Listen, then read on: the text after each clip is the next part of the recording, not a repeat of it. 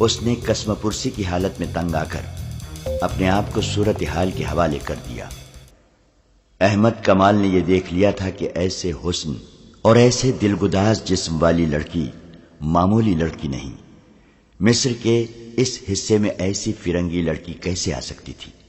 اس نے لڑکی سے پوچھا تو لڑکی نے جواب دیا کہ وہ قافلے سے بچھڑ گئی ہے، آندھی میں گھوڑا بے قابو بے لگام ہو گیا تھا۔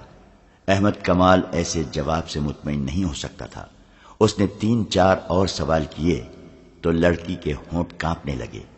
احمد کمال نے کہا، اگر تم یہ کہتی کہ تم اغوا کی ہوئی لڑکی ہو اور آندھی نے تمہیں چھڑا دیا ہے تو شاید میں مان جاتا، تمہیں جھوٹ بولنا نہیں آتا۔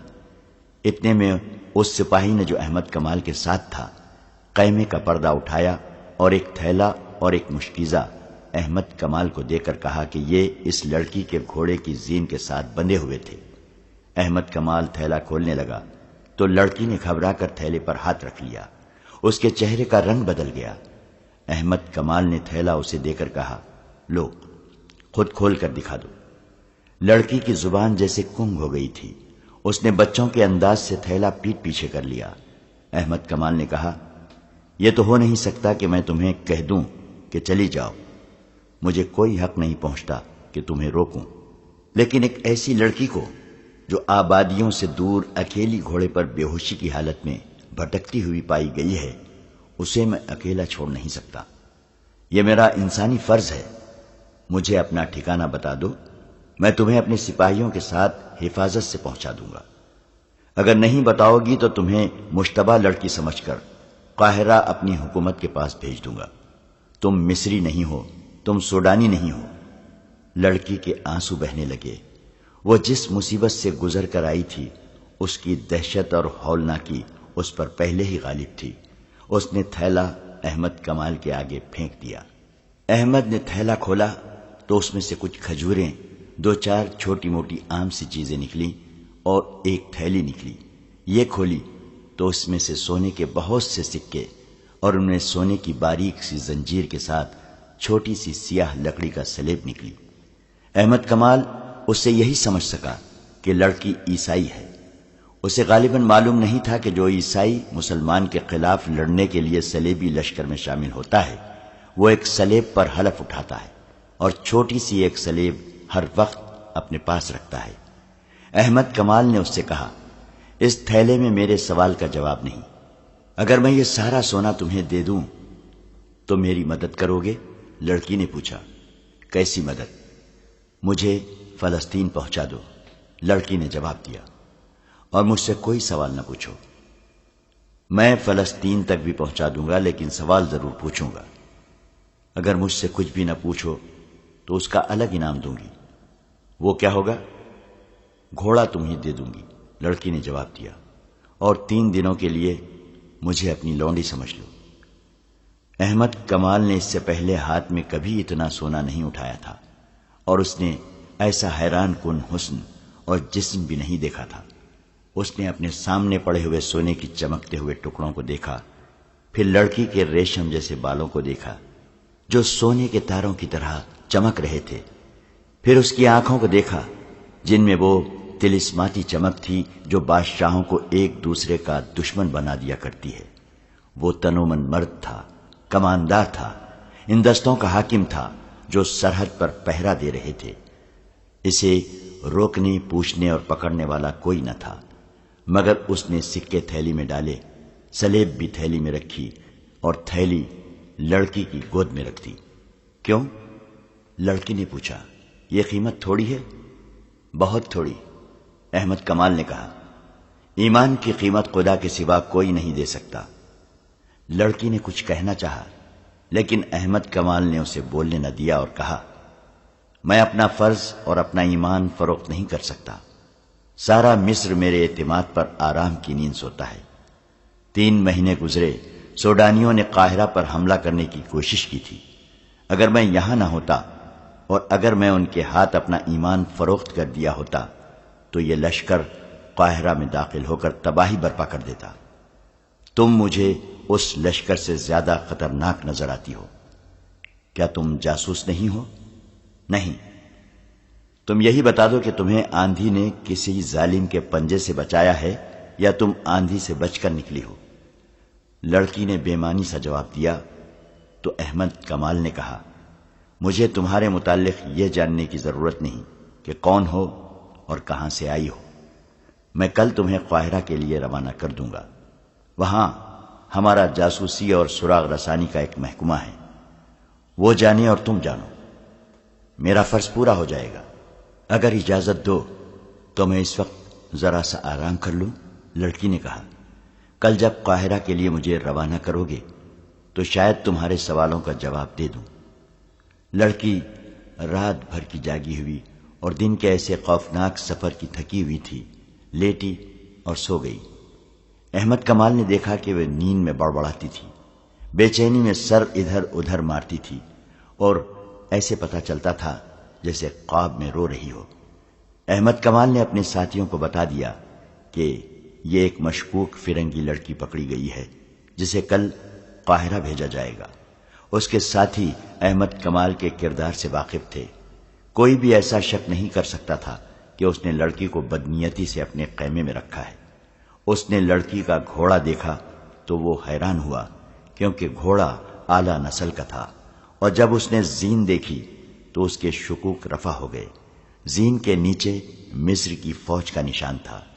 یہ گھوڑا احمد کمال کی اپنی فوج کا تھا۔ حبشیوں نے آندھی کی وجہ سے تعاقب ترک کر دیا تھا، وہ واپس زندہ پہنچ گئے تھے۔ پروہت نے فیصلہ دے دیا تھا کہ لڑکیاں آندھی میں ماری گئی ہوں گی، لہذا تعاقب میں کسی کو بھیجنا بیکار ہے۔ وقت بھی بہت گزر گیا تھا، لیکن رجب پر آفت نازل ہو رہی تھی۔ اس سے حبشی بار بار یہی ایک سوال پوچھتے تھے، لڑکیاں کہاں ہیں؟ اور وہ قسمیں کھا کھا کر کہتا تھا کہ مجھے معلوم نہیں۔ حبشیوں نے اسے اذیتیں دینی شروع کر دیں، تلوار کی نوک سے اس کے جسم میں زخم کرتے اور اپنا سوال دہراتے تھے۔ حبشیوں نے اس کے ساتھیوں کو بھی درختوں کے ساتھ باندھ دیا اور ان کے ساتھ بھی یہی ظالمانہ سلوک کرنے لگے۔ رجب کو خدا اپنی قوم اور اپنے ملک سے غداری کی سزا دے رہا تھا۔ رات کو بھی اسے نہ کھولا گیا، اس کا جسم چھلنی ہو گیا تھا۔ احمد کمال کے خیمے میں لڑکی سوئی ہوئی تھی، وہ سورج غروب ہونے سے پہلے جاگی تھی۔ احمد کمال نے اسے کھانا کھلایا تھا، اس کے بعد وہ پھر سو گئی تھی۔ اس سے 2-3 قدم دور احمد کمال سویا ہوا تھا۔ رات گزرتی جا رہی تھی، خیمے میں دیا جل رہا تھا۔ اچانک لڑکی کی چیخ نکل گئی، احمد کمال کی آنکھ کھل گئی۔ لڑکی بیٹھ گئی تھی، اس کا جسم کانپ رہا تھا، چہرے پر گھبراہٹ تھی۔ احمد کمال اس کے قریب ہو گیا، لڑکی تیزی سے سرک کر اس کے ساتھ لگ گئی اور روتے ہوئے بولی، ان سے بچاؤ، وہ مجھے مگرمچھوں کے آگے پھینک رہے ہیں، وہ میرا سر کاٹنے لگے ہیں۔ کون؟ وہ بھدے حبشی، لڑکی نے ڈرے ہوئے لہجے میں کہا۔ وہ یہاں آئے تھے۔ احمد کمال کو حبشیوں کی قربانی کا علم تھا، اسے شک ہوا کہ اسے شاید قربان کرنے کے لیے لے جایا جا رہا تھا۔ اس نے لڑکی سے پوچھا تو لڑکی نے بازو احمد کمال کے گلے میں ڈال دیے، کہنے لگی، مت پوچھو، میں خواب دیکھ رہی تھی۔ احمد کمال دیکھ رہا تھا کہ وہ تو بہت ہی ڈری ہوئی ہے۔ اس نے اسے تسلیاں دی اور یقین دلایا کہ یہاں اسے اٹھانے کے لیے کوئی نہیں آئے گا۔ لڑکی نے کہا، میں سو نہیں سکوں گی، تم میرے ساتھ باتیں نہیں کر سکتے؟ میں اکیلی جاگ نہیں سکوں گی، میں پاگل ہو جاؤں گی۔ احمد کمال نے کہا، میں تمہارے ساتھ جاگتا رہوں گا۔ اس نے لڑکی کے سر پر ہاتھ پھیر کر کہا، جب تک میرے پاس ہو تمہیں ڈرنے کی ضرورت نہیں۔ اس نے اس پر عمل بھی کر کے دکھایا۔ لڑکی کے ساتھ اس نے حبشیوں کے متعلق یا اس کے متعلق کوئی بات نہ کی، نہ پوچھی، اسے ترکی اور مصر کی باتیں سناتا رہا۔ لڑکی اس کے ساتھ لگی بیٹھی تھی۔ احمد کمال کا لب و لہجہ شگفتہ تھا۔ اس نے لڑکی کا خوف دور کر دیا اور لڑکی سو گئی۔ لڑکی کی آنکھ کھلی تو صبح طلوع ہو رہی تھی۔ اس نے دیکھا کہ احمد کمال نماز پڑھ رہا تھا، وہ اسے دیکھتی رہی۔ احمد کمال نے دعا کے لیے ہاتھ اٹھائے اور آنکھیں بند کر لیں۔ لڑکی اس کے چہرے پر نظریں جمائے بیٹھی رہی۔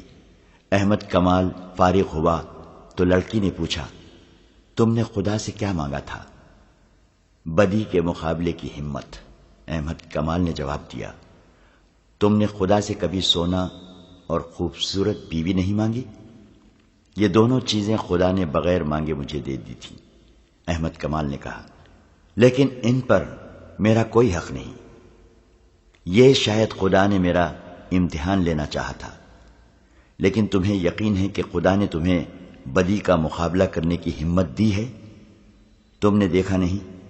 احمد کمال نے جواب دیا، تمہارا سونا اور تمہارا حسن مجھے اپنی راہ سے ہٹا نہیں سکے۔ یہ میری کوشش اور اللہ کی دین ہے۔ کیا خدا گناہ معاف کر دیا کرتا ہے؟ لڑکی نے پوچھا۔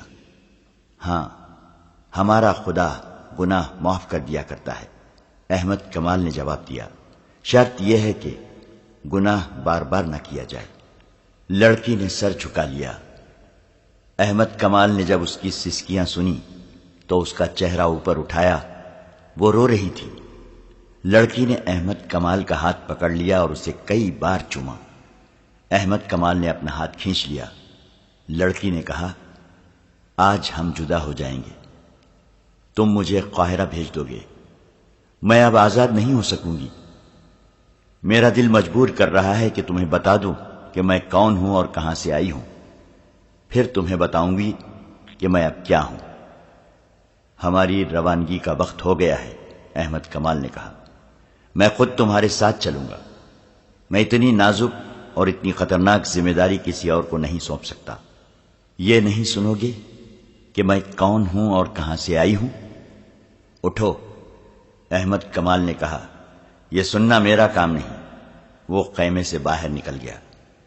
کچھ دیر بعد قاہرہ کی سمت 6 گھوڑے جا رہے تھے۔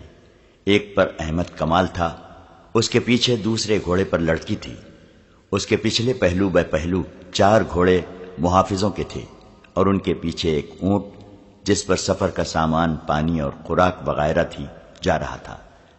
قاہرہ تک کم و بیش 36 گھنٹوں کا سفر تھا۔ لڑکی نے 2 مرتبہ اپنا گھوڑا اس کے پہلو میں کر لیا، اور دونوں مرتبہ احمد کمال نے اس سے کہا کہ وہ اپنا گھوڑا اس کے اور 2 محافظوں کے درمیان رکھے۔ اس کے سوا اس نے لڑکی کے ساتھ کوئی اور بات نہ کی۔ سورج غروب ہونے کے بعد احمد کمال نے قافلے کو روک لیا اور پڑاؤ کا حکم دیا۔ رات لڑکی کو احمد کمال نے اپنے خیمے میں سلایا۔ اس نے دیا جلتا رکھا۔ وہ گہری نیند سویا ہوا تھا۔ اس کی آنکھ کھل گئی۔ کسی نے اس کے ماتھے پر ہاتھ پھیرا تھا۔ اس نے لڑکی کو اپنے پاس بیٹھے دیکھا۔ لڑکی کا ہاتھ اپنے ماتھے پر تھا۔ احمد کمال تیزی سے اٹھ کر بیٹھ گیا۔ اس نے دیکھا کہ لڑکی کے آنسو بہ رہے تھے۔ اس نے احمد کمال کا ہاتھ اپنے دونوں ہاتھوں میں لیا اور اسے چوم کر بچوں کی طرح بلک بلک کر رونے لگی۔ احمد کمال اسے دیکھتا رہا۔ لڑکی نے آنسو پوچھ کر کہا، میں تمہاری دشمن ہوں۔ تمہارے ملک میں جاسوسی کے لیے اور تمہارے بڑے بڑے حاکموں کو آپس میں ٹکرانے کے لیے اور صلاح الدین ایوبی کے قتل کا انتظام کرنے کے لیے فلسطین سے آئی ہوں، لیکن اب میرے دل سے دشمنی نکل گئی ہے۔ کیوں؟ احمد کمال نے کہا، تم بزدل لڑکی ہو، اپنی قوم سے غداری کر رہی ہو۔ سولی پر کھڑے ہو کر بھی کہو کہ میں صلیب پر قربان ہو رہی ہوں۔ اس کی وجہ سن لو، اس نے کہا، تم پہلے مرد ہو جس نے میرے حسن اور میری جوانی کو قابل نفرت چیز سمجھ کر ٹھکرایا ہے، ورنہ کیا اپنے اور کیا بیگانے مجھے کھلونا سمجھتے رہے۔ میں نے بھی اپنی زندگی کا مقصد سمجھا کہ مردوں کے ساتھ کھیلو، دھوکے دو اور عیش کرو۔ میری تربیت ہی اسی مقصد کے تحت ہوئی تھی، جسے تم لوگ بے حیائی کہتے ہو۔ وہ میرے لیے ایک فن ہے، ایک ہتھیار ہے۔ مجھے نہیں معلوم کہ مذہب کیا ہے اور خدا کے احکام کیا ہیں۔ صرف صلیب ہے جس کے متعلق مجھے بچپن میں ذہن نشین کرایا گیا تھا کہ یہ خدا کی دی ہوئی نشانی ہے، اور یہ عیسائیت کی عظمت کی علامت ہے، اور یہ کہ ساری دنیا پر حکمرانی کا حق صرف صلیب کے پجاریوں کو حاصل ہے، اور یہ کہ مسلمان صلیب کے دشمن ہیں۔ انہیں اگر زندہ رہنا ہے تو صلیبیوں کے قدموں میں رہ کر زندہ رہیں۔ میں انہی چند باتوں کو اپنی مذہب کی بنیادی اصول سمجھتی رہی۔ مجھے مسلمانوں کی جڑیں کاٹنے کی تربیت دی گئی تو اسے بھی مذہبی فریضہ کہا گیا۔ کیا تم اپنے ایک سالار رجب کو جانتے ہو؟ لڑکی نے پوچھا۔ وہ خلیفہ کے محافظ دستوں کا سالار ہے، احمد نے کہا۔ وہ بھی سوڈانیوں کے حملے والی سازش میں شامل تھا۔ اب کہاں ہے؟ معلوم نہیں، احمد کمال نے کہا۔ مجھے صرف یہ حکم ملا ہے کہ رجب فوج سے بھگوڑا ہو گیا ہے، جہاں کہیں نظر آئے اسے پکڑو، اور بھاگے تو تیر مارو اور اسے ختم کر دو۔ میں بتاؤں وہ کہاں ہے؟ لڑکی نے کہا۔ وہ سوڈان میں حبشیوں کے پاس ہے، وہاں ایک خوشنما جگہ ہے، وہاں حبشی لڑکیوں کو دیوتا کے آگے قربان کرتے ہیں۔ جب وہاں ہے، میں جانتی ہوں وہ فوج کا بھگوڑا ہے۔ ہم 3 لڑکیاں اس کے ساتھ فلسطین سے آئی تھیں، باقی 2 کہاں ہیں؟ لڑکی نے آہ بھری اور کہا، وہ مر گئی ہیں، انہی کی موت نے مجھے بدل ڈالا ہے۔ لڑکی نے احمد کمال کو ایک لمبی کہانی کی طرح سنایا کہ وہ کس طرح فلسطین سے رجب کے ساتھ آئی تھی، کس طرح حبشیوں نے ان میں سے 2 لڑکیوں کو دیوتا کے نام پر ذبح کرنا چاہا۔ رجب انہیں بچا نہ سکا، کس طرح وہ وہاں سے بھاگی اور راستے میں 2 لڑکیاں کس طرح آندھی میں ماری گئی۔ اس نے کہا، میں اپنے آپ کو شہزادی سمجھتی تھی، میں نے بادشاہوں کے دلوں پر حکمرانی کی ہے، میں نے کبھی نہیں سوچا تھا کہ خدا بھی ہے اور موت بھی ہے۔ مجھے گناہوں میں ڈبو دیا گیا اور میں ڈوبتی چلی گئی۔ عجیب لذت تھی اس ڈوبنے میں، مگر مجھے وہ مگرمچھ دکھائے گئے جن کے آگے ذبح کی ہوئی لڑکیوں کے جسم پھینکے جاتے ہیں۔ مگرمچھ پانی کے کنارے سوئے ہوئے تھے، ان کے بھدے اور مکروہ جسم دیکھ کر میں کانپ گئی۔ وہ میرے اس جسم کو جس نے بادشاہوں کے سر جھکائے تھے، ان مگرمچھوں کی خوراک بنانا چاہتے تھے۔ میں نے وہ بدصورت سیاہ کالے حبشی دیکھے جو میرا سر میرے جسم سے الگ کرنے کے لیے آ گئے تھے۔ موت کے پردوں کی آواز مجھے سنائی دینے لگی تھی، میری رگ رگ بیدار ہو گئی، میرے اندر سے مجھے آواز سنائی دی۔ اپنے حسن اور اتنے دلنشین جسم کا انجام دیکھ ہم جان کی بازی لگا کر اپنے گھر سے نکلی تھی۔ ہمیں یہ کہہ کر رجب کے ساتھ فلسطین سے بھیجا گیا تھا کہ یہ شخص ہماری حفاظت کرے گا، لیکن اس شخص نے میرے ساتھ دست درازی کی۔ ہم وہاں سے بھاگی، آندھی میں گھوڑے بے قابو ہو کر بھاگ اٹھے، ہمارے لیے صحرا میں کوئی پناہ نہ تھی۔ ہم آندھی اور گھوڑوں کے رحم و کرم پر تھیں۔ پہلے ایک لڑکی گری، میں نے اسے گھوڑے کے نیچے آتے دیکھا، پھر دوسری لڑکی گھوڑے سے گری تو پاؤں رکاب میں پھنس جانے کی وجہ سے گھوڑے نے اسے 2 میل زیادہ فاصلے تک گھسیٹا۔ اس کی چیخیں میرا جگر چاک کر رہی تھی۔ میں اب بھی اس کی چیخیں سن رہی ہوں، جب تک زندہ رہوں گی یہ چیخیں سنتی رہوں گی۔ پھر وہ لڑکی لاش بن گئی۔ میرا گھوڑا ساتھ ساتھ دوڑا آ رہا تھا مگر میرے قابو میں نہیں تھا۔ وہ لڑکی بھی اپنے گھوڑے کے ساتھ پیچھے رہ گئی۔ میں اب اکیلی تھی۔ مجھے خدا نے ان 2 لڑکیوں کو مار کر بتا دیا تھا کہ میرا انجام کیا ہوگا۔ وہ مجھ سے بھی زیادہ خوبصورت اور شوخ تھی، ان میں حسن کا غرور بھی تھا۔ انہوں نے بھی بادشاہوں کو انگلیوں پر نچایا تھا، مگر ایسی بھیانک موت مری کہ کسی کو خبر تک نہ ہوئی۔ اب وہ ریت کی گمنام قبروں میں دفن ہو گئی ہیں۔ میں اکیلی رہ گئی۔ آندھی کے زناٹے موت کے قہقہے بن گئے۔ مجھے اپنے سر کے اوپر آگے پیچھے دائیں اور بائیں چڑیلیں، بدروہیں، بھوت اور موت کے قہقہے سنائی دے رہے تھے۔ میں بدھو اور بیوقوف لڑکی نہیں ہوں، دماغ روشن ہے۔ میں نے جان لیا کہ خدا مجھے گناہوں کی سزا دے رہا ہے۔ ایسی ہیبت ناک موت اور ایسی ہولناک آندھی وہ تم نے بھی دیکھی ہے۔ مجھے خدا یاد آ گیا۔ میں نے خدا کو بلند آواز سے پکارا، رو رو کر گناہوں سے توبہ کی اور معافی مانگی۔ پھر میں بے ہوش ہو گئی، اور جب ہوش میں آئی تو میں تمہارے قبضے میں تھی۔ تمہاری گوری رنگت دیکھ کر میں خوش ہوئی کہ تم یورپی ہو اور میں فلسطین میں ہوں۔ اسی دھوکے میں نے اپنی زبان میں پوچھا تھا کہ کیا میں فلسطین میں ہوں۔ جب مجھے پتا چلا کہ میں مسلمانوں کے قبضے میں ہوں تو میرا دل بیٹھ گیا۔ میں آندھی سے بچ کر اپنے دشمن کے قبضے میں آ گئی تھی۔ مسلمانوں کے متعلق مجھے بتایا گیا تھا کہ عورتوں کے ساتھ درندوں جیسا سلوک کرتے ہیں، لیکن تم نے میرے ساتھ وہ سلوک کیا جس کی مجھے توقع نہیں تھی۔ تم نے سونا ٹھکرا دیا اور تم نے مجھے بھی ٹھکرا دیا۔ میں اس قدر خوفزدہ تھی کہ میں کہتی تھی کہ خواہ کوئی مل جائے مجھے پناہ دے دے اور مجھے سینے سے لگا لے۔ تمہارے متعلق مجھے ابھی تک یقین نہیں آیا تھا کہ تمہارا کردار پاک ہے۔ مجھے یہ توقع تھی کہ رات کو تم مجھے پریشان کرو گے۔ میں خواب میں بھی مگر بچوں کا، حبشیوں اور آندھی کی دہشت دیکھتی رہی۔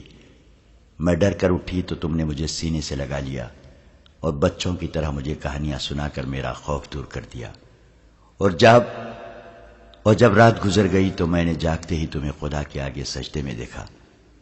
تم نے جب دعا کے لیے ہاتھ اٹھائے اور آنکھیں بند کر لی تھیں، اس وقت تمہارے چہرے پر مسرت، سکون اور نور تھا۔ میں اس شک میں پڑ گئی کہ تم انسان نہیں، فرشتہ ہو۔ کوئی انسان سونے اور مجھ جیسی لڑکی سے منہ نہیں موڑ سکتا۔ میں نے تمہارے چہرے پر جو سکون اور مسرت دیکھی تھی، اس نے میرے آنسو نکال دیے۔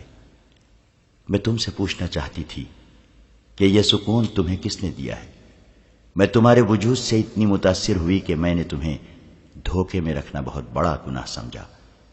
میں تمہیں یہ کہنا چاہتی تھی کہ میں تمہیں اپنے متعلق ہر ایک بات بتا دوں، اس کے عوض مجھے یہ کردار اور یہ سکون دے دو، اور میرے دل سے وہ دہشت اتار دو جو مجھے بڑی ہی تلخ اذیت دے رہی ہے۔ مگر تم نے میری بات نہ سنی۔ تمہیں فرض عزیز تھا۔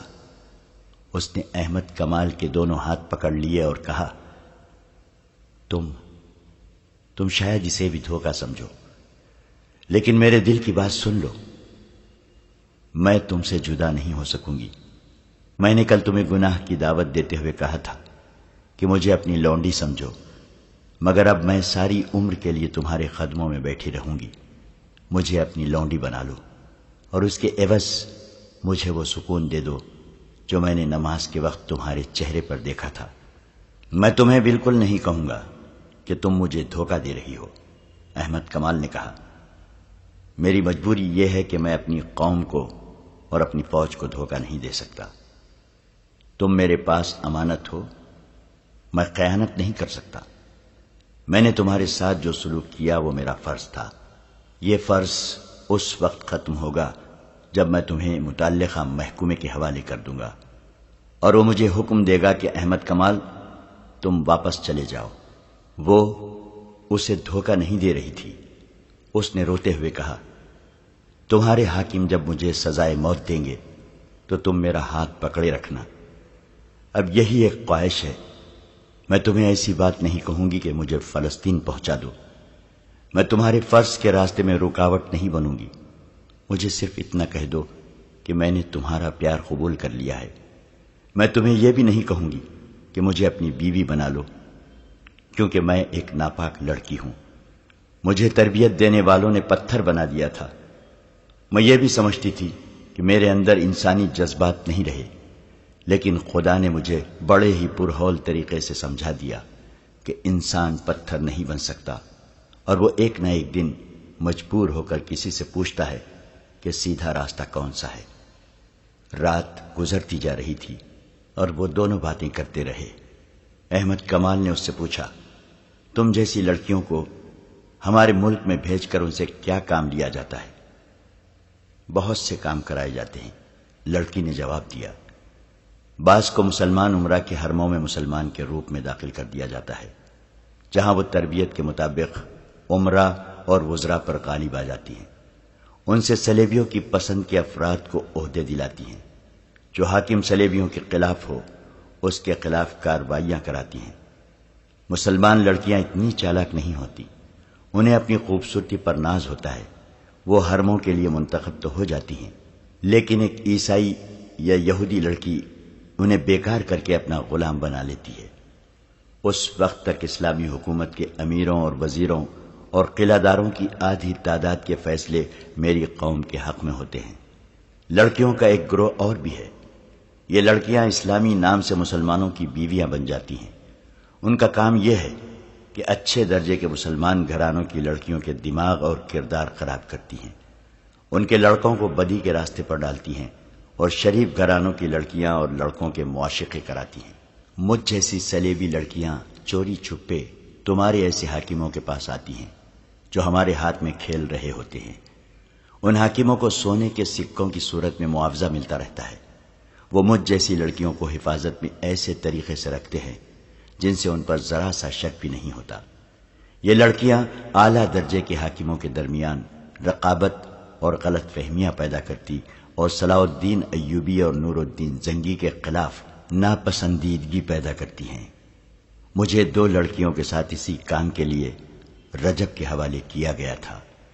وہ اسے صلیبیوں کی درپردہ کارروائیوں اور مسلمانوں کی ایمان فروشی کی تفصیل سناتی رہی۔ احمد کمال سنتا رہا۔ دوسرے دن سورج غروب ہونے سے بہت پہلے یہ قافلہ قاہرہ پہنچ گیا۔ احمد کمال علی بن سفیان کے پاس گیا اور اسے لڑکی کے متعلق تمام تر رپورٹ دے کر لڑکی اس کے حوالے کر دی۔ اس نے یہ بھی بتایا کہ رجب حبشیوں کے پاس ہے اور اس نے اس جگہ کو اڈا بنا رکھا ہے جہاں حبشی لڑکی کی قربانی دیا کرتے تھے۔ احمد کمال نے یہ بھی کہا کہ اگر اسے حکم دیا جائے تو وہ رجب کو زندہ یا مردہ وہاں سے لا سکتا ہے۔ علی بن سفیان نے ایسا حکم نہ دیا کیونکہ اس مقصد کے لیے اس کے پاس تربیت یافتہ فوجی تھے۔ احمد کمال نے وہ طریقہ بتا دیا جس سے رجب تک پہنچا جا سکتا تھا۔ اس نے یہ طریقہ لڑکی کی سنائی ہوئی باتوں کے مطابق سوچا تھا۔ علی بن سفیان پہلے ہی ایک پارٹی سوڈان بھیج چکا تھا۔ اس نے لڑکی سے تفتیش کرنے سے پہلے 4 نہایت ذہین کماندار بلائے اور انہیں احمد کمال کے حوالے کر کے حکم دیا کہ اس کے مطابق وہ سوڈان فوراً چلے جائیں اور رجب کو لانے کی کوشش کریں۔ اس نے احمد کمال کو واپسی سے پہلے آرام کے لیے بھیج دیا اور لڑکی کو اپنے پاس بلا لیا۔ لڑکی سے اس نے پہلا سوال کیا تو لڑکی نے جواب دیا کہ احمد کمال میرے سامنے بیٹھا رہے گا تو جو پوچھو گے بتا دوں گی، ورنہ زبان نہیں کھولوں گی، خواہ جلاد کے حوالے کر دو۔ علی بن سفیان نے احمد کمال کو بلا کر اس کے سامنے بٹھا دیا۔ لڑکی نے مسکرا کر بولنا شروع کر دیا۔ اس نے کچھ بھی نہ چھپایا اور آخر میں کہا، مجھے سزا دینی ہے تو میری ایک آخری خواہش پوری کر دو، میں احمد کمال کے ہاتھ سے مرنا چاہتی ہوں۔ اس نے تفصیل سے سنا دیا کہ وہ احمد کمال کی مرید کیوں بن گئی ہے۔ علی بن سفیان نے لڑکی کو قید میں ڈالنے کی بجائے احمد کمال کی تحویل میں رہنے دیا اور سلطان ایوبی کے پاس چلا گیا۔ اسے لڑکی کا سارا بیان سنایا۔ اس نے کہا، آپ کا معتمد فیض الفاطمی ہمارا دشمن ہے، لڑکیوں کو اس کے پاس آنا تھا۔ سلطان ایوبی کا فوری رد عمل یہ تھا، وہ جھوٹ بکتی ہے، تمہیں گمراہ کر رہی ہے۔ فیض الفاطمی ایسا حاکم نہیں۔ امیر محترم، آپ بھول گئے ہیں کہ وہ فاطمی ہیں۔ علی بن سفیان نے کہا، آپ شاید یہ بھی بھول گئے ہیں کہ فاطمی اور فدائیوں کا گہرا رشتہ ہے، یہ لوگ آپ کے وفادار ہو ہی نہیں سکتے۔ سلطان ایوبی گہری سوچ میں کھو گیا۔ وہ غالباً سوچ رہا تھا کہ کس پر بھروسہ کرے۔ کچھ دیر بعد اس نے کہا، علی، میں تمہیں یہ اجازت نہیں دوں گا کہ فیض الفاطمی کو گرفتار کر لو۔ کوئی ایسی ترکیب کرو کہ وہ جرم کرتا پکڑا جائے۔ میں اسے موقع پر پکڑنا چاہتا ہوں اور یہ موقع پیدا کرنا تمہارا کام ہے۔ وہ جنگ جیسے اہم شعبے کا حاکم ہے، سلطنت کے جنگی راز اس کے پاس ہیں۔ مجھے بہت جلدی یہ ثبوت چاہیے کہ وہ ایسے گھناؤنے جرم کا مجرم ہے یا نہیں۔ علی بن سفیان سراغ رسانی کا ماہر تھا۔ خدا نے اسے دماغ ہی ایسا دیا تھا کہ اس نے ایک ترکیب سوچ لی اور سلطان ایوبی سے کہا، لڑکی جن مراحل سے گزر کر آئی ہے ان کی دہشت نے اس کا دماغ معوف کر دیا ہے اور وہ احمد کمال کے لیے جذباتی ہو گئی ہے، کیونکہ اس شخص نے اسے دہشت سے بچایا اور ایسا سلوک کیا کہ لڑکی اس کے بغیر بات ہی نہیں کرتی۔ مجھے امید ہے کہ میں اسی لڑکی کو استعمال کر سکوں گا۔ کوشش کر دیکھو، سلطان ایوبی نے کہا، لیکن یاد رکھو، میں واضح ثبوت اور شہادت کے بغیر تمہیں اجازت نہیں دوں گا کہ فیض الفاطمی کو گرفتار کر لو۔ مجھے ابھی تک یقین نہیں آ رہا ہے کہ وہ بھی دشمن کے ہاتھوں میں کھیل رہا ہے۔ علی بن سفیان لڑکی کے پاس گیا اور اسے اپنا مدعا بتایا۔ لڑکی نے کہا احمد کمال کہے تو میں آگ میں بھی کود جاؤں گی۔ احمد کمال نے اس سے کہا جیسے یہ کہتے ہیں ویسے کر دو، ان کی بات سمجھ لو۔ اس کا مجھے کیا انعام ملے گا؟ لڑکی نے پوچھا۔ تمہیں پوری حفاظت سے فلسطین کے قلعے شوبک میں پہنچا دیا جائے گا، علی بن سفیان نے کہا، اور یہاں تمہیں پوری عزت سے رکھا جائے گا۔ نہیں، لڑکی نے کہا، یہ انعام بہت تھوڑا ہے، مجھے منہ مانگا انعام دو، میں اسلام قبول کر لوں گی اور احمد کمال میرے ساتھ شادی کر لے۔ احمد کمال نے صاف انکار کر دیا۔ علی بن سفیان اسے باہر لے گیا۔ احمد کمال نے کہا کہ یہ بے شک اسلام قبول کر لے، لیکن میں اسے پھر بھی اسلام کا دشمن سمجھوں گا۔ علی بن سفیان نے اس سے کہا ملک اور قوم کی سلامتی کی خاطر تمہیں یہ قربانی دینی ہوگی۔ احمد کمال مان گیا۔ اس نے اندر جا کر لڑکی سے کہا میں چونکہ تمہیں ابھی تک بے اعتبار لڑکی سمجھ رہا ہوں، اس لیے شادی سے انکار کیا ہے۔ اگر تم ثابت کر دو کہ تمہارے دل میں میرے مذہب کے لیے قربانی کا جذبہ ہے تو میں تمام عمر تمہارا غلام رہوں گا۔ لڑکی نے علی بن سفیان سے کہا کہو مجھے کیا کرنا ہے، میں یہ بھی دیکھ لوں گی کہ مسلمان اپنے وعدے کے کتنے پکے ہوتے ہیں۔ میری ایک شرط یہ بھی ہے کہ احمد کمال میرے ساتھ رہے گا۔ علی بن سفیان نے اس کی یہ شرط بھی مان لی اور اپنے ایک اہلکار کو بلا کر احمد کمال اور لڑکی کے لیے رہائش کے انتظام کا حکم دے دیا۔ اس نے دروازہ بند کر لیا اور لڑکی کو احمد کمال کی موجودگی میں بتانے لگا کہ اسے کیا کرنا ہے۔ تیسرے دن علی بن سفیان کے بھیجے ہوئے آدمی حبشیوں کی اس مقدس جگہ پہنچ گئے جہاں سے لڑکیاں بھاگی تھیں اور جہاں رجب حبشیوں کا قیدی تھا۔ یہ 6 آدمی تھے اور سب اونٹوں پر سوار تھے۔ انہوں نے بھیس نہیں بدلا تھا، وہ مصری فوج کے لباس میں تھے۔ ان کے پاس برچھیاں، تیر کمان اور تلواریں تھیں۔ انہیں احمد کمال نے لڑکیوں کی رویداد سنا دی تھی۔ اس کے مطابق علی بن سفیان نے سارا طریقہ کار سمجھا دیا تھا۔ وہ پہاڑی خطے کے اندر گئے جسے پہاڑیوں نے قلعہ بنا رکھا تھا۔ ایک برچھی نہ جانے کہاں سے آئی اور ان کے سامنے زمین میں گڑ گئی۔ اس کا مطلب یہ تھا کہ رک جاؤ، تم گھیرے میں ہو۔ وہ رک گئے۔ حبشی پروہت سامنے آیا۔ اس کے ساتھ 3 حبشی تھے جن کے پاس برچھیاں تھیں۔ حبشی نے انہیں خبردار کیا کہ وہ اس کے چھپے ہوئے تیر اندازوں کی زد میں ہیں۔ اگر انہوں نے کوئی غلط حرکت کی تو ان میں سے کوئی بھی زندہ نہیں رہے گا۔ سب نے اپنے ہتھیار حبشیوں کے آگے پھینک دیے اور اونٹوں سے اتر آئے۔ ان کے قائد نے حبشی پروہت سے ہاتھ ملا کر کہا ہم تمہارے دوست ہیں، محبت لے کے آئے ہیں، تمہاری محبت بھی لے جائیں گے۔ کیا تم نے تینوں لڑکیوں کی قربانی دے دی ہے؟ ہم نے کسی لڑکی کی قربانی نہیں دی، پروہت نے غصے سے جواب دیا۔ تم کیوں پوچھتے ہو؟ ہم مصری فوج کے باغی ہیں، جماعت کے قائد نے جواب دیا۔ ہم تمہاری اس فوج کے سپاہی ہیں جو مسلمانوں سے تمہارے دیوتا کی توہین کا انتقام لے گی۔ ہمیں تمہارے آدمیوں نے بتایا تھا کہ انہیں شکست اس لیے ہوئی ہے کہ لڑکی کی قربانی نہیں دی جا سکی۔ ہم رجب کے ساتھ تھے، ہم نے اس سے کہا تھا کہ ہم 3 فرنگی لڑکیاں اغوا کر کے لائیں گے اور ایک کی بجائے 3 لڑکیاں قربان کریں گے اور دیوتا کے مگرمچھوں کو کھلائیں گے۔ ہم بڑی دور سے 3 لڑکیاں ورغلا کر اور بہت سے لالچ دے کر لے آئے تھے اور رجب کے حوالے کر دی تھی، وہ انہیں یہاں لے آیا تھا۔ ہم یہ دیکھنے آئے ہیں کہ لڑکیوں کی قربانی دی جا چکی ہے یا نہیں۔ حبشی پروہت دھوکے میں آ گیا۔ اس نے کہا رجب نے ہمارے ساتھ کمینگی کی ہے، وہ لڑکیاں لے تو آیا ہے مگر اس کی نیت خراب ہو گئی تھی۔ اس نے لڑکیوں کو یہاں سے بھگا دیا، لیکن ہم نے انہیں نہیں بھاگنے دیا، اسے پوری سزا دے دی ہے۔ لڑکیاں ہمارے ہاتھ سے نکل گئی ہیں۔ کیا تم 2 لڑکیوں کا بندوبست کر سکتے ہو؟ دیوتاؤں کا قہر سخت ہوتا جا رہا ہے۔ ہم ضرور بندوبست کریں گے، قائد نے کہا۔ تھوڑے دنوں تک ہم 2 لڑکیاں لے آئیں گے، ہمیں رجب کے پاس لے چلو، ہم اس سے پوچھیں گے کہ لڑکیاں کہاں ہیں۔ حبشی پروہت سب کو اپنے ساتھ لے گیا۔ ایک جگہ مٹی کا ایک چوڑا اور گول برتن رکھا تھا جو ایسے ہی ایک برتن سے ڈھکا ہوا تھا۔ پروہت نے اوپر والا برتن اٹھا کر نیچے والے برتن میں ہاتھ ڈالا۔ جب اس نے ہاتھ باہر نکالا تو اس کے ہاتھ میں رجب کا سر تھا۔ چہرے کا ہر ایک نقش بالکل صحیح اور سلامت تھا۔ آنکھیں اد کھلی تھی، منہ بند تھا۔ یہ سر اور چہرہ گردن سے کٹ کر جسم سے الگ کیا گیا تھا۔ اس سے پانی ٹپک رہا تھا۔ یہ کوئی دوا تھی جس میں حبشیوں نے سر ڈالا ہوا تھا تاکہ خراب نہ ہو۔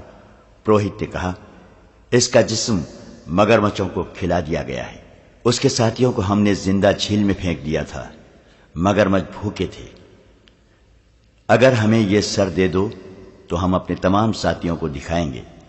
ایک نے کہا، اور انہیں بتائیں گے کہ جو انگوک کے دیوتا کی توہین کرے گا اس کا انجام یہ ہوگا۔ تم اس شرط پر لے جا سکتے ہو کہ کل سورج غروب ہونے سے پہلے واپس لے آؤ گے۔ پروہت نے کہا، یہ انگوک کے دیوتا کی ملکیت ہے، اگر واپس نہیں لاؤ گے تو تمہارا سر جسم سے جدا ہو جائے گا۔ تیسرے روز رجب کا سر سلطان صلاح الدین ایوبی کے قدموں میں پڑا تھا، اور سلطان ایوبی گہری سوچ میں کھویا ہوا تھا۔ اسی رات کا واقعہ ہے۔ احمد کمال اور لڑکی اس مکان کے برآمدے میں سوئے ہوئے تھے جو انہیں رہائش کے لیے دیا گیا تھا۔ اس مکان میں رہتے ہوئے انہیں 6 روز گزر گئے تھے۔ اس دوران لڑکی احمد کمال سے کہتی رہی تھی کہ وہ فوراً مسلمان ہونے کو تیار ہے اور احمد کمال اس کے ساتھ شادی کر لے، لیکن احمد کمال یہی ایک جواب دیتا تھا، پہلے فرض پورا کریں گے۔ لڑکی نے 2-3 بار اس خدشے کا بھی اظہار کیا تھا کہ اس کے ساتھ دھوکہ ہوگا۔ احمد کمال اسے ابھی ایک ہاتھ دور ہی رکھنے کی کوشش کر رہا تھا۔ اس دوران لڑکی کے دل سے دہشت اتر گئی تھی اور اب وہ ہوش مندی سے سوچنے کے قابل ہو گئی تھی۔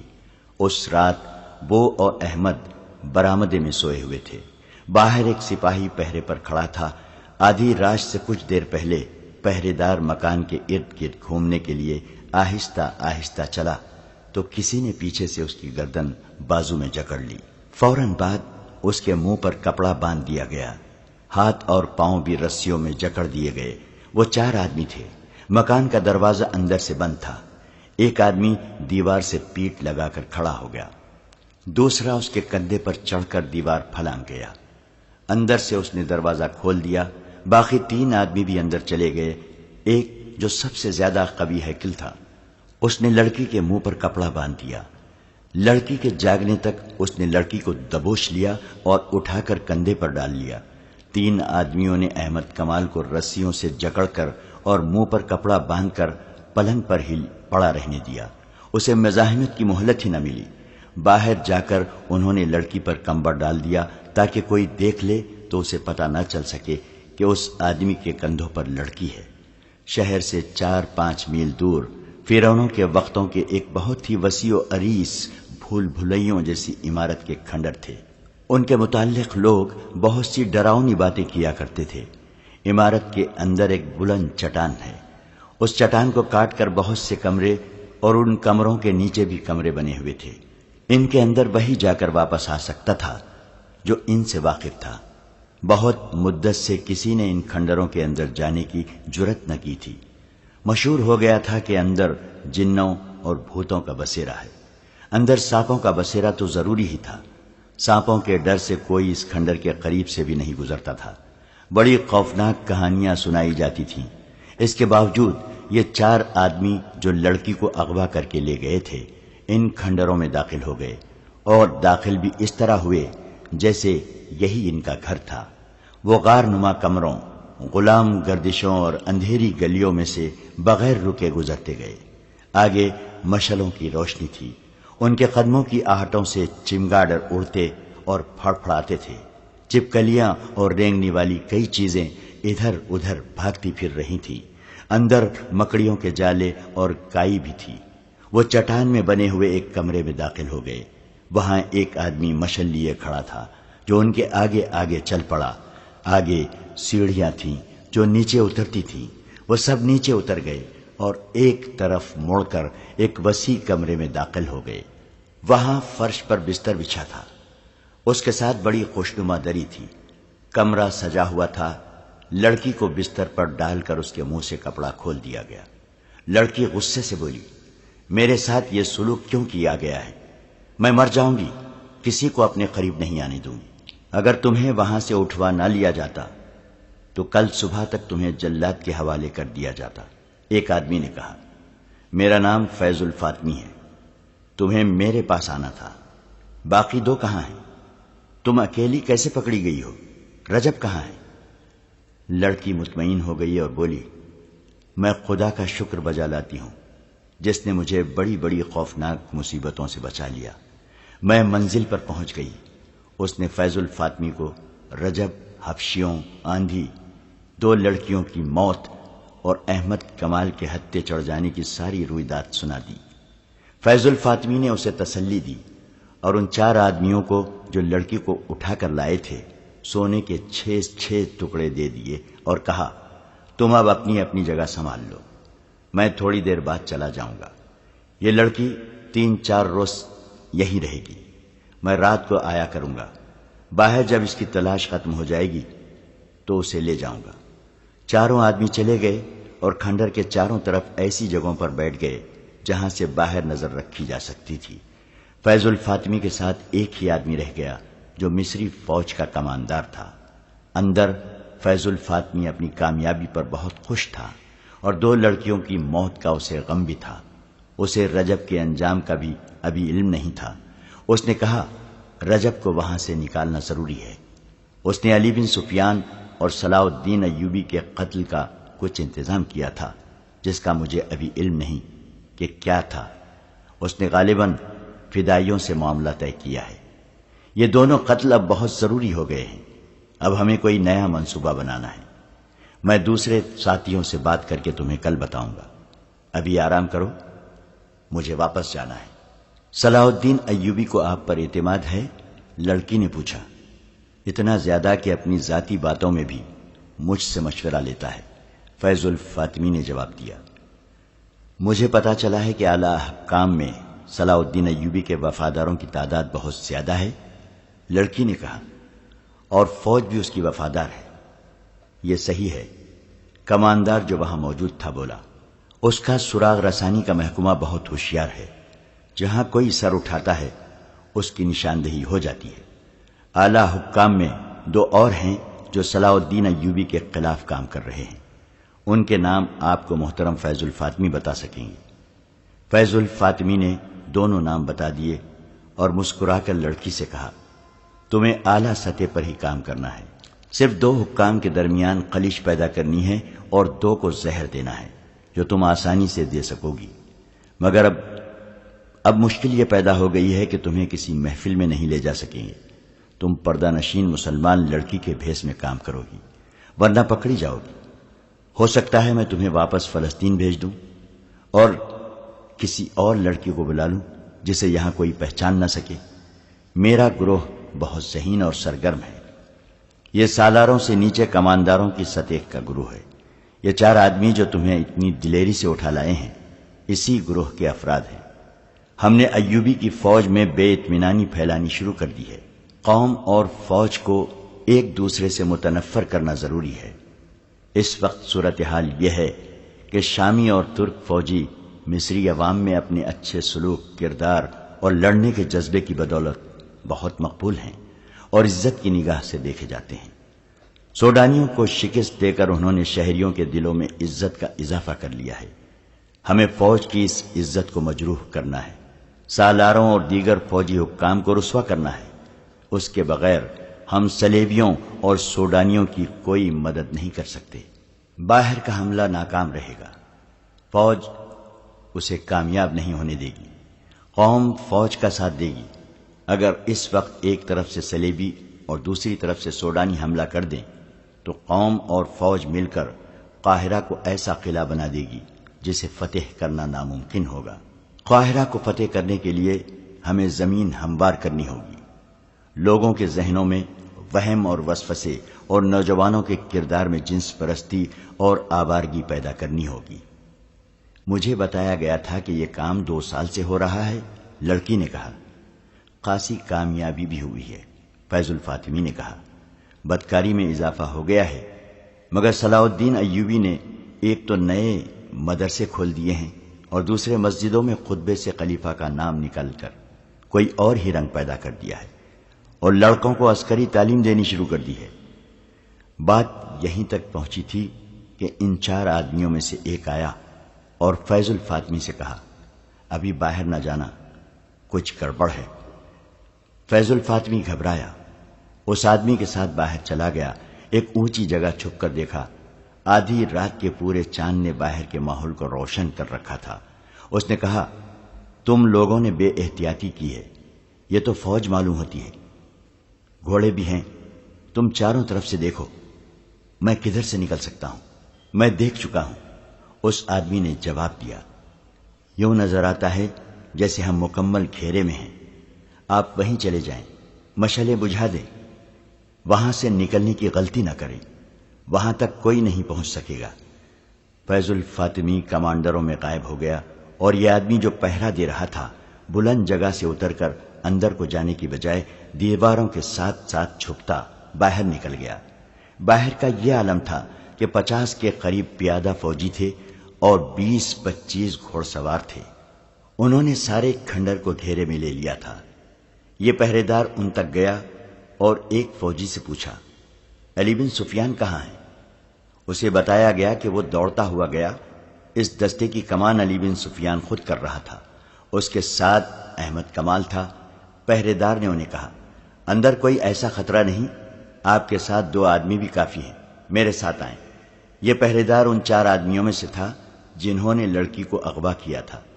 علی بن سفیان نے 2 مشعلیں روشن کرائیں، احمد کمال اور 4 عسکریوں کو ساتھ لیا اور 2 کے ہاتھوں میں مشعلیں دی۔ سب نے تلواریں نکال لی اور اس آدمی کے ساتھ کھنڈر میں داخل ہو گئے۔ انہوں نے دیکھا کہ کوئی آدمی کسی طرف سے آیا اور دوڑتا ہوا اندر کی طرف چلا گیا ہے۔ علی بن سفیان کے رہنما نے کہا، یہ ان کا آدمی ہے، وہ اندر والوں کو خبردار کرنے چلا گیا ہے، آپ تیز چلیں۔ وہ سب دوڑ پڑے۔ اگر یہ لوگ رہنما کے بغیر ہوتے تو ان بھول بھلیوں میں بھٹک جاتے یا ڈر کر وہاں سے بھاگ جاتے۔ رہنما کے ساتھ وہ بڑی اچھی رفتار سے جا رہے تھے۔ کسی طرف سے ایک اور آدمی دوڑتا آیا، اس کی انہیں یہ آواز سنائی دی، میں ادھر جا رہا ہوں، تیز چلو۔ یہ رہنما کا ساتھی تھا۔ وہ اس چٹانی کمرے میں پہنچ گئے جس سے سیڑھیاں نیچے اترتی تھیں۔ نیچے سے انہیں آوازیں سنائی دی، ہمارے ساتھ دھوکا ہوا ہے، یہ دونوں ان کے آدمی ہیں۔ پھر تلواریں ٹکرانے کی آوازیں سنائی دی اور یہ آواز بھی آئی، اسے بھی ختم کر دو، یہ گواہی نہ دے سکے۔ علی بن سفیان اور احمد کمال مشعل برداروں کے پیچھے دوڑتے پھلانگتے نیچے اترے۔ اس کمرے میں پہنچے تو وہاں خون بہہ رہا تھا۔ لڑکی پیٹ پر دونوں ہاتھ رکھے بیٹھی ہوئی تھی۔ فیض الفاطمی کے ساتھ جو کماندار تھا وہ اور ایک اور آدمی فیض الفاطمی اور ایک پہرے دار سے لڑ رہے تھے۔ علی بن سفیان نے فیض الفاطمی کو للکارا۔ فیض الفاطمی نے جب اپنے خلاف بہت سی تلواریں دیکھی تو اس نے تلوار پھینک دی۔ احمد کمال نے دوڑ کر لڑکی کو سنبھالا، اس کا پیٹ چاک ہو چکا تھا۔ احمد کمال نے فرش پر بچھے ہوئے بستر سے چادر اٹھا کر لڑکی کے پیٹ پر کس کر باندھ دی اور علی بن سفیان سے کہا، مجھے اجازت ہو تو اسے باہر لے جاؤں۔ علی بن سفیان نے اسے اجازت دے دی۔ احمد کمال نے لڑکی کو بازوؤں پر اٹھا لیا۔ وہ سخت تکلیف میں تھی، پھر بھی اس نے مسکرا کر احمد کمال سے کہا، میں نے اپنا فرض پورا کر دیا ہے، تمہارے مجرم پکڑوا دیے ہیں۔ فیض الفاطمی اور لڑکی کو اغوا کرنے والے 4 میں سے 2 آدمیوں کو گرفتار کر لیا گیا۔ باقی 2 آدمی اور ایک کماندار جو فیض الفاطمی کے ساتھ تھے علی بن سفیان کے آدمی تھے۔ یہ ایک ڈرامہ تھا جو فیض الفاطمی کو موقع پر گرفتار کرنے کے لیے کھیلا گیا تھا۔ لڑکی نے پورا تعاون کیا لیکن زخمی ہو گئی۔ یہ ڈرامہ اس طرح تیار کیا گیا تھا کہ لڑکی سے وہ خفیہ الفاظ معلوم کیے گئے جو اس کے گروہ کو ایک دوسرے کو پہچاننے کے لیے استعمال کرتے ہیں۔ لڑکی نے یہ بھی بتا دیا تھا کہ اسے فیض الفاطمی کے پاس جانا تھا۔ علی بن سفیان نے اپنے 3 ذہین جاسوس استعمال کیے جن میں ایک کماندار کے عہدے کا تھا۔ انہیں خفیہ الفاظ بتائے اور کہا کہ وہ فیض الفاطمی تک رسائی حاصل کریں اور اسے بتائیں کہ 3 میں سے ایک لڑکی یہاں آ گئی ہے لیکن وہ فلاں مکان میں قید ہے جہاں سے اسے نکالا جا سکتا ہے۔ انہیں یہ بھی بتایا گیا کہ وہ فیض الفاطمی کو رجب کا جھوٹا پیغام دیں کہ اس لڑکی کو بچاؤ اور اپنی کارروائیاں تیز کر دو۔ ان جاسوسوں نے 3 دنوں کے اندر فیض الفاطمی تک رسائی حاصل کر لی اور اس پر ثابت کر دیا کہ وہ اس کے زمین دوز گروہ کے افراد ہیں۔ فیض الفاطمی کو یہ خطرہ بھی تھا کہ لڑکی چونکہ قید میں ہے اس لیے اذیت کے زیر اثر بتا دے گی کہ وہ بھی اس کے ساتھ ہے۔ فیض الفاطمی کے لیے اپنا تحفظ ضروری تھا، لہذا اس نے لڑکی کے اغوا کا منصوبہ بنایا۔ اس میں اس نے کماندار کو اپنے ساتھ رکھا، 2 آدمی علی بن سفیان کے بھیجے ہوئے اور 2 اپنے ملا کر ان کے سپرد یہ کام کیا کہ وہ لڑکی کو اٹھا لائیں اور کھنڈر میں پہنچا دیں۔ اس کھنڈر کو انہوں نے کچھ عرصے سے اپنا خفیہ اڈا بنا رکھا تھا۔ منصوبہ بن گیا تو علی بن سفیان تک پہنچ گیا۔ 5-6 دنوں میں احمد کمال اور لڑکی کو بتایا گیا کہ وہ برآمدے میں سوئیں گے اور رات کو لڑکی اغوا ہوگی، جس کے خلاف وہ مزاحمت نہیں کریں گے۔ مکان کے باہر ہر وقت ایک سپاہی پہرے پر رہتا تھا۔ اس رات جو آدمی پہرے پر تھا وہ سپاہی نہیں بلکہ علی بن سفیان کے محکمے کا جاسوس تھا۔ اسے معلوم تھا کہ رات کو اس پر حملہ ہوگا اور حملہ کس طرح کا ہوگا۔ حملہ کرنے والا علی بن سفیان کا آدمی تھا۔ اگر فیض الفاطمی کا آدمی ہوتا تو وہ اسے خنجر مار کر ہلاک کر دیتا۔ اس رات فیض الفاطمی اور کماندار کھنڈر میں چلے گئے۔ مقررہ وقت پر پہرے دار پر حملہ ہوا، دیوار پھلانگی گئی۔ اس وقت احمد کمال جاگ رہا تھا۔ اس نے دیکھا کہ لڑکی کو اٹھا لیا گیا ہے، لیکن وہ آنکھیں بند کر کے لیٹا رہا۔ اس نے تڑپنا اس وقت شروع کیا جب وہ رسیوں میں بند چکا تھا۔ لڑکی کو کھنڈر میں پہنچا دیا گیا۔ یہ ڈرامہ اس لیے کھیلا گیا تھا کہ فیض الفاطمی نے اغوا کا منصوبہ بنایا اور اس میں اپنے 2 آدمی شامل کر دیے تھے۔ ان پر یہ ظاہر کرنا تھا کہ یہ حقیقی اغوا ہے اور اس میں کوئی دھوکہ فریب نہیں۔ آخر دم تک شک نہ ہوا۔ اغوا کے بعد علی بن سفیان نے پہرے دار اور احمد کمال کی رسیاں کھولی۔ پیادہ سپاہی اور سوار تیار تھے۔ تھوڑے سے وقفے کے بعد وہ کھنڈر کی طرف روانہ ہو گئے۔ کھنڈر کو گھیرے میں لے لیا۔ انہیں سب سے پہلے علی بن سفیان کے ہی ایک آدمی نے دیکھا جس نے فیض الفاطمی کو جا کر اطلاع دی۔ اسے باہر لا کر گھیرا دکھایا اور یہ مشورہ دیا کہ وہ اسی کمرے میں چلا جائے۔ اسے ادھر بھیج کر یہ آدمی باہر نکل گیا اور علی بن سفیان اور احمد کمال کو اندر لے گیا۔ یہ آدمی کی دانشمندی تھی کہ اس نے فیض الفاطمی کو اسی کمرے میں چھپے رہنے پر قائل کر لیا تھا۔ اگر وہ کھنڈر کے بھول بھلیوں جیسے کمروں، برآمدوں، گلیوں اور تہہ خانوں میں نکل جاتا تو اسے پکڑنا آسان نہ ہوتا۔ کھنڈر بہت وسیع اور پیچیدہ تھے۔ باہر تو چاندنی تھی لیکن اندر تاریکی تھی۔ جس میں تعاقب کیا جاتا تو اپنے آدمیوں کے مارے جانے کا بھی خطرہ تھا۔ بالکل آخری وقت فیض الفاطمی کو پتا چلا کہ کماندار اور 2 آدمی اس کے ساتھی نہیں بلکہ اسے دھوکے میں یہاں لائے ہیں۔ لڑکی سے یہ غلطی ہوئی کہ اس کے منہ سے کچھ ایسے الفاظ نکل گئے جس سے ظاہر ہو گیا کہ یہ بھی اس کے دھوکے میں شریک ہے۔ فیض الفاطمی کے 2 ساتھی اس کے پاس پہنچ گئے۔ دھوکہ بے نقاب ہو گیا اور لڑائی شروع ہو گئی۔ فیض الفاطمی نے لڑکی کے پیٹ میں نوک کی طرف سے تلوار ماری اور اس کا پیٹ چاک کر دیا۔ اس نے لڑکی کو غالباً اس لیے بھی قتل کرنا ضروری سمجھا تھا کہ وہ اس کے خلاف گواہی دینے کے لیے بھی زندہ نہ رہے۔ فیض الفاطمی اور اس کے ساتھیوں کو قید میں ڈال دیا گیا۔ علی بن سفیان نے تینوں کو الگ الگ قید میں رکھا اور تینوں کو رجب کا سر دکھا کر کہا، اپنے دوست کا انجام دیکھ لو۔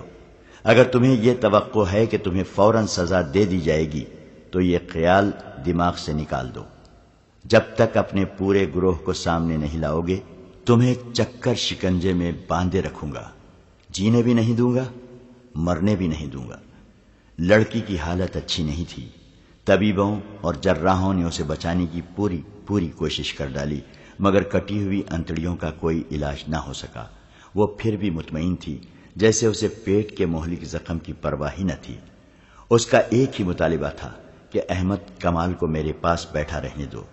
سلطان ایوبی بھی اس کی عیادت کے لیے آیا۔ احمد کمال امیر مصر اور اپنی فوج کے سالار اعلیٰ کو دیکھ کر تعظیم کے لیے اٹھا تو لڑکی نے اسے ہاتھ سے پکڑ کر اپنے پاس بٹھا لیا۔ احمد کمال سلطان ایوبی کی موجودگی میں بیٹھ نہیں سکتا تھا۔ آخر سلطان نے اسے لڑکی کے پاس بیٹھنے کی اجازت دے دی۔ سلطان ایوبی نے لڑکی کے سر پر ہاتھ پھیرا اور شفقت سے صحت یابی کی دعا کی۔ تیسری رات احمد کمال لڑکی کے سرہانے بیٹھا ہوا تھا۔ لڑکی نے انوکھے سے لہجے میں پوچھا، احمد، تم نے میرے ساتھ شادی کر لی ہے نا؟ میں نے اپنا وعدہ پورا کیا، تم نے اپنا وعدہ پورا کر دیا، خدا نے میرے گناہ بخش دیے ہیں۔ اس کی زبان لڑکھڑانے لگی۔ اس نے احمد کمال کا ہاتھ اپنے دونوں ہاتھوں میں مضبوطی سے پکڑ لیا، مگر گرفت فوراً ڈھیلی پڑ گئی۔ احمد کمال نے کلمہ شریف پڑھا اور لڑکی کو خدا کے سپرد کر دیا۔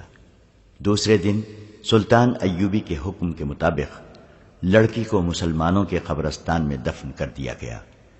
فیض الفاطمی نے اور اس کے ساتھیوں نے صرف 2 دن میں اذیتیں سہیں اور اپنے گروہ کی نشاندہی کر دی۔ ان لوگوں کو بھی پکڑ لیا گیا۔ مراکشی واقع نگار اسد الاسدی نے سلطان ایوبی کے وقت کے ایک کاتب کے حوالے سے لکھا ہے کہ سلطان ایوبی نے جب فیض الفاطمی کی سزائے موت پر دستخط کیے تو سلطان زار و قطار رونے لگا تھا۔